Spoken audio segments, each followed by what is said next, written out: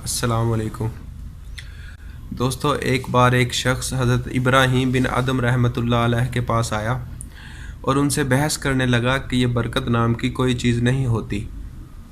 तो हज़रत इब्राहीम बिन अदम रहमतुल्लाह अलैह ने कहा, मैं तुम्हें इसका जवाब देता हूँ। मुझे ये बताओ, क्या तुमने कभी बकरी और कुतिया देखी है? वो शख्स कहने लगा, जी देखी है। तो हज़रत इब्राहीम बिन अदम रहमतुल्लाह अलैह ने उसे कहा, मुझे ये बताओ कि बकरी और कुतिया में से सबसे ज़्यादा बच्चे कौन पैदा करती है? तो वो शख्स कहने लगा, कुतिया ज़्यादा बच्चे पैदा करती है। तो हज़रत इब्राहीम बिन अदम रहमतुल्लाह अलैह ने कहा, अब मुझे ये बताओ कि तुम्हें इस जहां में बकरियां ज़्यादा नज़र आती हैं या कुतिया?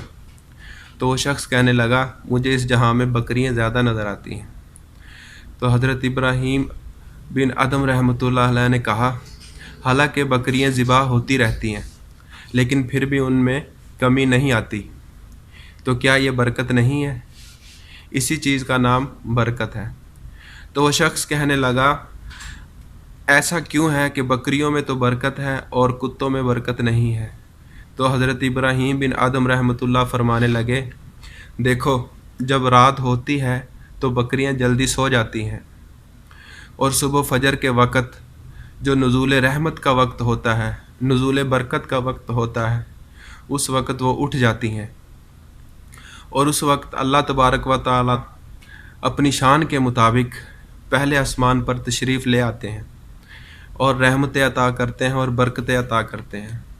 और जो शख्स उस वक़्त जाग रहा होता है, वो बारगाह इलाही में जो सवाल करता है वो सवाल पूरा किया जाता है।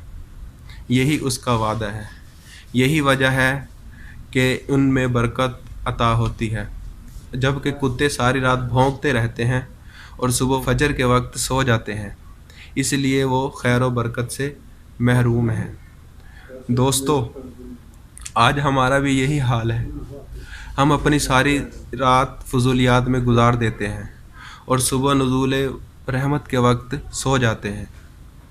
इसी वजह से हमारी ना माल में कोई बरकत है, ना औलाद में कोई बरकत है और ना ही किसी और चीज़ में कोई हमारी बरकत है।